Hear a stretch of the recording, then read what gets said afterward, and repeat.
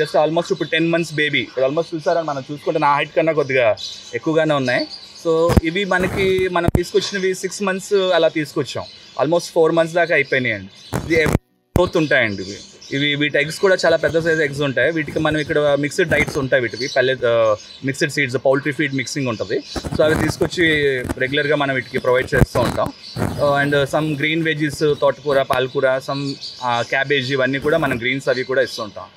So రెగ్యులర్గా తింటుంటే public చాలా ఎంతో ఆనందిస్తూ ఉంటారు. వాటిని చూసి డ్యాన్స్ కూడా చేస్తుంటారు. పబ్లిక్ని చూసి ఎక్కువ బాగా ఫ్రీగా చాలా పెద్ద స్పేషియస్గా ఇచ్చాము వీటికి. సో హోప్ సో ఇయర్ అయితే ఈ ఆస్ట్రిచ్ కూడా పబ్లిక్కి ఎంతో ఎంటర్టైన్ చేస్తాయని కోరుకుంటున్నానండి. సో మార్నింగ్ కంటిన్యూ వీటికి మిక్స్డ్ సీడ్స్ ఉంటాయండి.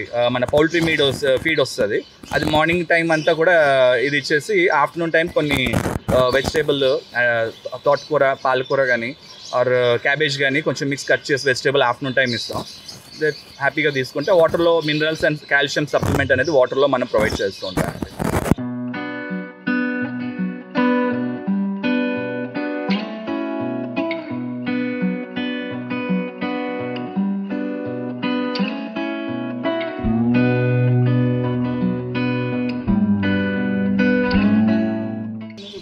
ఇది ఇంకా టైం పడుతుందండి. ఇంకా ఈ బేబీస్ ఇవి ఆల్మోస్ట్ ఇప్పుడు 10 months ఒకటి, 11 months ఒకటి.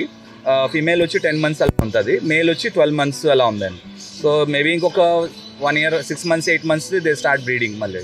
సో వీఆర్ ప్లానింగ్ ఏంటంటే కొంచెం పెద్ద ఎన్క్లోజర్, ఓపెన్ ఎన్క్లోజర్లో ఎంట్రన్స్లో పెడదామని ప్లాన్ చేస్తున్నాం.